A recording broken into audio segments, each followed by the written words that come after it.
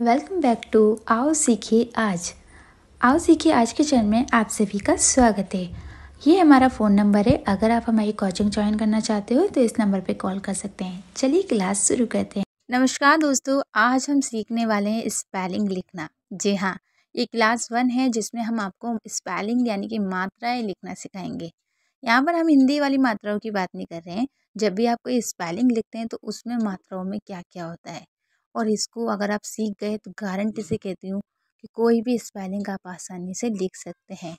जैसे कितनी भी बड़ी से बड़ी स्पेलिंग हो, बस अगर आपको ये मात्राएं पता है तो आप आसानी से इसे लिख सकते हैं।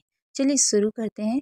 शुरू करने से पहले आप इस वीडियो को पूरा ज़रूर देखिएगा, ये याद रखिएगा, और दूसरा चैनल को सब्सक्राइब करिएगा क्योंकि इसका पार्ट 2 इससे भी ज़्यादा इम्पोर्टेंट है। चलिए स्टार्ट करते हैं। अब कौन कौन सी मात्राएं हैं, इसके साथ साथ हम आपको ये भी सिखाएंगे कि आ हम कई तरीके से लिखते हैं। जैसे यू को भी आ लिखते हैं, ए का भी मतलब आ होता है, ई ए को भी आ पढ़ते हैं, ओ को भी आ पढ़ते हैं, आई को भी। काफ़ी सारे कन्फ्यूज़न है कि अगर हमें आ लिखना है, जैसे आपने देखा होगा सन में SUN भी होता है और SON भी सन होता है, लेकिन दोनों का साउंड आ का है।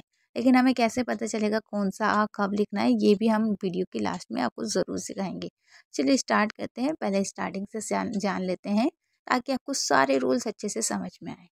तो सबसे पहले आप जैसे यहाँ पर देख रहे हैं आ का मतलब होता है जहाँ पर कोई मात्रा नहीं होती।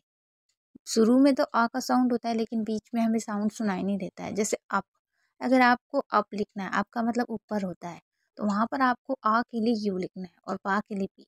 यानी कि जब भी आपको आ लिखना हो तो नॉर्मली आ के लिए आपको क्या लिखना है, यू लिखना है। तो कहीं पर भी अगर आपको आ लिखना होगा तो शुरू और बीच में हमेशा यू लिखेंगे, और पा के लिए पी। जैसे अंडर है, UNDER, अंडर, अंडर का मतलब होता है अंदर। तो यहाँ पर आपको आ के लिए यू देखा है, यानी कि जब अंडर में आ रहा है तो हम आ के लिए यू लिख रहे हैं। तो कहीं पर भी आ लिखना है और शुरू में तो हमेशा यू लिखेंगे और बीच में भी यू लिखना है। जैसे अनलॉक, अनलॉक में भी क्या है, आ के लिए यू लिखा गया है। अपसेट, UPSET, अपसेट यानी कि दुखी होना, जिसमें आ के लिए यू लिखा गया है। अम्ब्रेला, अम्ब्रेला में भी आ रहा है और उसके लिए हमने यू लिखा है।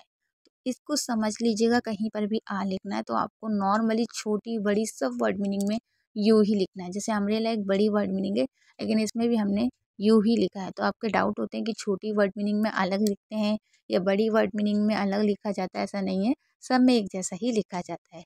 अब बड़े आ की बात कर लेते हैं। अगर कहीं पर भी आ का डंडा आएगा, यानी कि धीरे से अगर आ बोला जाए, जैसे तो आपको आ के लिए ए लिखना है। जैसे स्टार, आर, आर, यानी कि जब भी आर का साउंड आएगा तो नॉर्मली आपको AR लिखना है, लेकिन अगर सिर्फ आ का आएगा तब भी आपको ए लिखना है। जैसे कार में आ का डंडा है, सी के लिए, का के लिए हमने सी लिखा है, सॉरी, और आ के डंडे के लिए ए लिखा है, आर के लिए रा। यानी कि जहाँ पर भी आ का डंडा आएगा वहाँ पर आपको नॉर्मली आंखें बंद करके आप ए लिख सकते हैं, आपको डाउट नहीं करना है। सार्क में भी आ का डंडा है, सा आ र क। तो इसी तरीके से आपको सब में लिखना है। उसके बाद ई की मात्रा, अगर कहीं पर भी ई की मात्रा आए और अगर वो जल्दी से बोली जा रही है तो हमेशा ई की मात्रा के लिए आपको आई लिखना है। जैसे पेन हो गया, स्विंग हो गया, स्विंग हो गया, किंग हो गया, चिक हो गया, सिक हो गया। तो इन सब वर्ड मीनिंग में आपको आई दिख रहा है क्योंकि यहाँ पर छोटी ई की मात्रा है, और छोटी ई की मात्रा का मतलब है जब भी जल्दी से ई की आवाज़ आए तो हमेशा आई लिखना है। लेकिन इसके लिए वाई भी लिखते हैं, यानी कि ई की मात्रा के लिए हम वाई भी लिखते हैं, और वाई कब लिखते हैं वो हम आपको इसमें बताएंगे। तो इसको कॉपी में लिख लीजिएगा ताकि ये आपको याद रहे। अब जैसे वाई कब लिखते हैं, अगर कहीं पर भी लास्ट में आपको ई लिखना हो, अगर कहीं पर भी लास्ट में ई आएगा तो हमेशा वाई लिखेंगे। ना ही आई लिखना है, ना ही डबल ई, ना ही ई है, कुछ नहीं लिखना है, सिर्फ वाई लिखना है। जैसे जेली में लास्ट में है, लेजी में आप देख रहे हैं LHY, लेजी में आप देख रहे हैं YA, candy, funny, toffee, lily, तो सब में आप देख रहे हैं ई की साउंड है और सब में हमने वाई लिखा है। तो कहीं पर भी लास्ट में ई आएगा तो वाई लिखना है, इसको हमेशा याद रखना है। आप बहुत सारी वर्ड मीनिंग को देख सकते हैं, अपनी बुक में देख सकते हैं, जहाँ पर भी ई आएगा लास्ट में आपको वाई दिखेगा। उसके बाद है बड़ी ई की मात्रा। बड़ी ई की मात्रा की पहचान है कि जब भी धीरे से ई बोला जाए तो बड़ी ई की मात्रा के लिए डबल ई लिखना है। अब ये जब भी ज़्यादा लंबा बोला जाएगा, जैसे ई, तो हमेशा डबल ई लिखा जाएगा। जैसे FEET, फीट, तो यहाँ पर डबल ई लिखा है। Tree, seed, sweet, MWT, meat, SEL। अब आपका डाउट रहता है कि EA कब लिखते हैं, क्योंकि कई जगह आपने EA भी देखा है बड़ी की मात्रा के लिए। तो इसका भी एक सॉल्यूशन है जिससे आप आसानी से EA और डबल ई में फ़र्क जान सकते हैं। यानी कि जब भी ई के बाद हल्का सा आ का साउंड सुनाई दे तो वहाँ पर आपको EA लिखना है। जहाँ पर भी ई के बाद हल्का सा आ का साउंड आएगा वहाँ पर, जैसे कि आपने लिखा ईगल, ईगल, ई अ गल, हल मतलब ये जो ई है ज़्यादा लंबा नहीं होता है, इसका नॉर्मल साउंड होता है, ना ज़्यादा जल्दी बोला जाता है ना ज़्यादा लंबा साउंड बोला जाता है। जैसे सील, सी, आइस क्रीम, क्रीम ऐसे नहीं बोलते ना। बियर, पियर, फुट बियर, ब्रेड।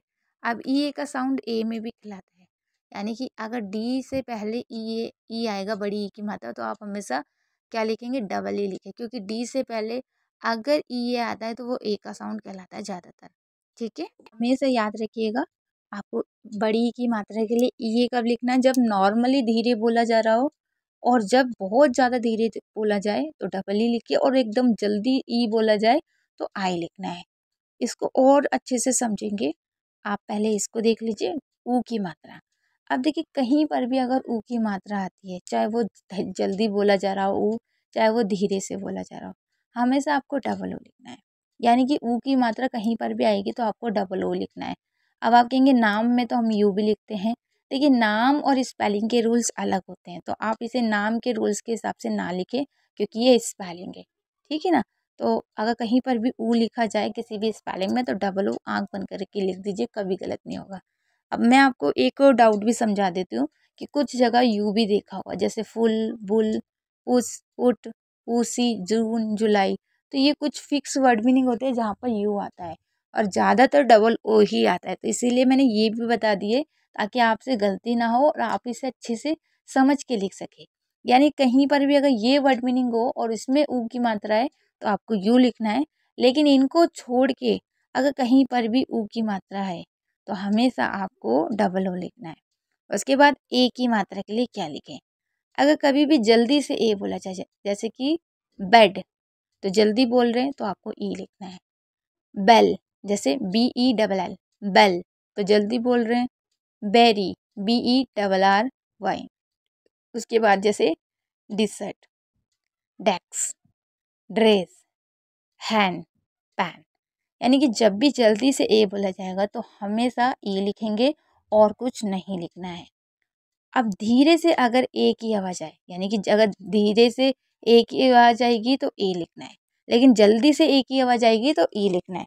तो कभी भी अगर धीरे से ए का साउंड आएगा तो हमेशा ए ही लिखेंगे। जैसे हम बोलते हैं एप्पल, हम ऐसे कभी बोलते हैं एप्पल, एप्पल, जल्दी नहीं बोलते, हम कैसे बोलते हैं एप्पल, इसको हमेशा धीरे बोला जाता है। तो यहाँ पर क्या आएगा, ए। ऐसे एक्स, एक्स, इसको भी धीरे बोला जाता है। एंड, इसमें भी धीरे साउंड आ रहा है, इसको आपको समझना है। जैसे एरो, एरो, तो जब भी धीरे से बोलेंगे तो ए लिखेंगे और जल्दी बोलेंगे तो ई लिखेंगे। आपके बहुत सारे और भी डाउट होंगे कि डबल आर कब लिखते हैं, डबल लेटर कब लिखे जाते हैं, तो वो अभी आपको इसका पार्ट 2 में सिखाया जाएगा कॉन्सोनेंट के बारे में। लेकिन पहले आप वोवेल्स अच्छे से सीख लीजिए, फिर हम आपको पार्ट 2 सिखाएंगे जिसमें हम कॉन्सोनेंट यानी कि मात्राओं की जगह व्यंजन लिखना सिखाएंगे। अब देखिए बड़े ए की मात्रा, अगर बड़े ए की मात्रा कहीं पर भी है तो वहाँ पर AI या AY आएगा, लेकिन AI कब आता है, जब भी ए के बाद हल्का सा ई का साउंड आता है। जैसे एड, हल्का सा ई का साउंड आएगा। पेन, जेल, मेन, रेन, हल्का सा ई का साउंड ज़रूर आता है, और ये ना ही ज़्यादा जल्दी होता है ना ही धीरे होता है, बस इसमें ई का साउंड होता है। और AY कब लिखेंगे, जब भी लास्ट में ए की आवाज़ आएगी तो हमेशा आपको AY लिखना है, चाहे वो छोटा ए हो चाहे बड़ा ए हो, उससे कोई मतलब नहीं है। अगर लास्ट में ए है तो हमेशा AY लिखा जाएगा। जैसे से, में, क्ले, प्रे, हे, पे, वे, रीप, रिले, रनवे, रे, डे, हॉलीडे, टुडे, यस्टरडे।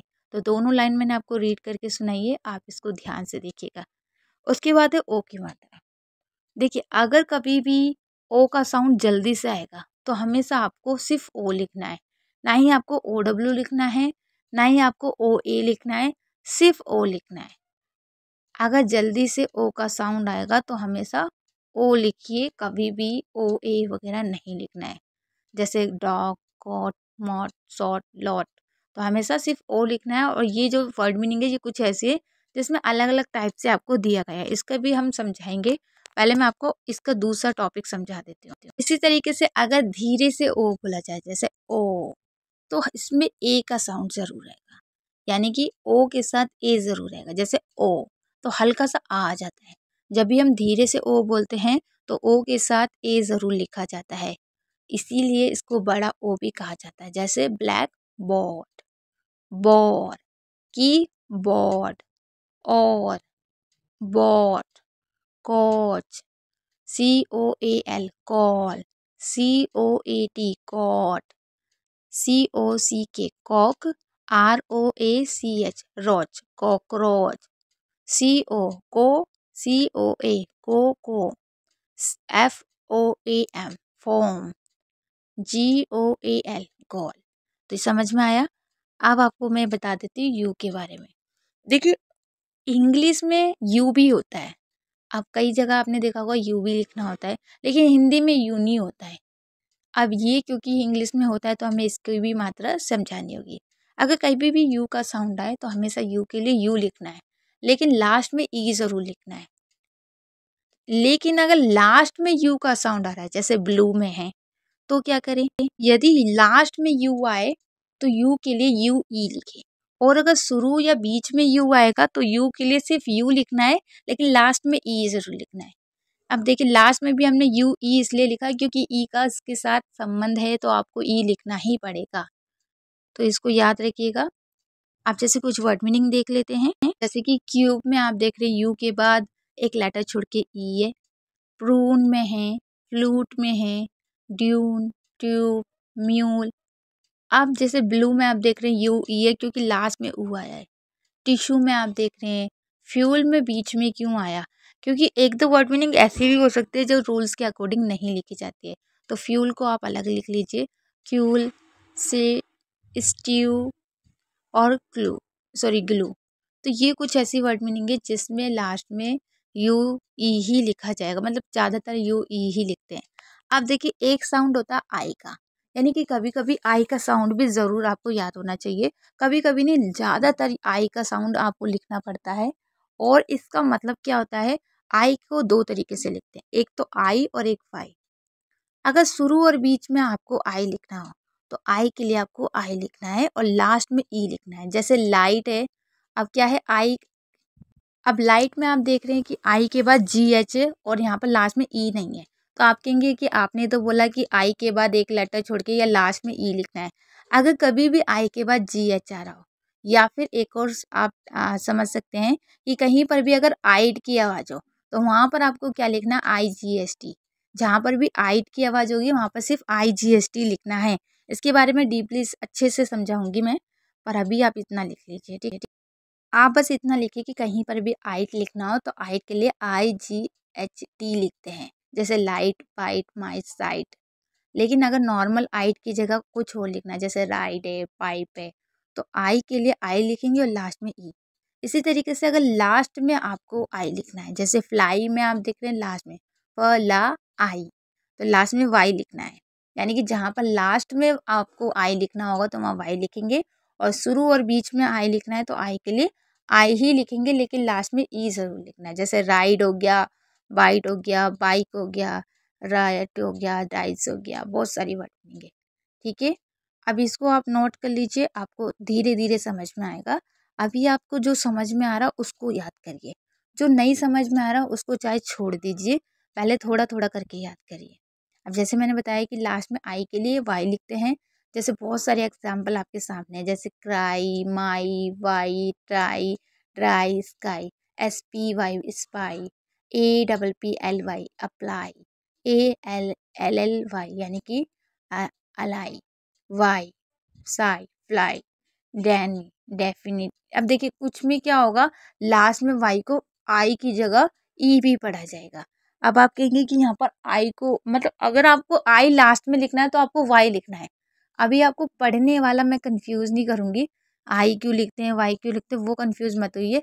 देखिए लास्ट में चाहे आपको आई लिखना हो चाहे ई लिखना हो, आपको सिर्फ वाई लिख देना है। आपको ज़्यादा कंफ्यूज नहीं होना है कि इसको तो ये पढ़ रहे वो पढ़ रहे, आप ऐसा मत सोचिए। बस आपको इतना याद करना है कि लास्ट में आई लिखना है तो भी वाई लिखिए, और वाई लिखना है सॉरी ई लिखना है तो भी वाई लिखिए। लास्ट में ई लिखेंगे तो भी वाई लिखेंगे, आई होगा तो भी वाई लिखेंगे। समझ में आ गया? अब चलिए थोड़ा सा और अच्छे से जान लेते हैं। जैसे कि मैंने बताया कि आ को कई तरीके से लिखा जाता है। आ के लिए हम ए भी लिखते हैं, ई भी लिखते हैं, आई भी लिखते हैं, ओ भी लिखते हैं, यू भी लिखते हैं। अब आप कहेंगे हमें पता कैसे चलेगा? तो इसके बारे में मैं इसके पार्ट 2 में बिल्कुल अच्छे से समझाऊंगी। अभी बस आप इसको लिख के याद करिए, इसका पार्ट 2 में मैं इसको समझाऊंगी, क्योंकि इसको समझाने के लिए मुझे बहुत सारे वर्ड मीनिंग को समझाना पड़ेगा, और उसके लिए आपको पहले ये सारे रूल्स याद करने होंगे, फिर आपको ये समझ में आएंगे। तो पार्ट 2 जो चाहते हैं कि पार्ट 2 इसका आए, वो वीडियो को लाइक और शेयर करिए, और कमेंट में लिखिए कि हमें पार्ट 2 चाहिए। पार्ट 2 जैसे ही आएगा आपको मैं मैसेज कर दूंगी, या फिर इसके 2 दिन बाद पार्ट 2 ज़रूर आएगा, क्योंकि थोड़ा टाइम लगेगा इनको बनाने में। तो 2 दिन के बाद आपको पार्ट 2 मिल जाएगा। Okay bye, good night, take care. Channel को सब्सक्राइब कर लीजिएगा, क्योंकि पार्ट 2 आपके लिए बहुत इंपॉर्टेंट है। Okay bye.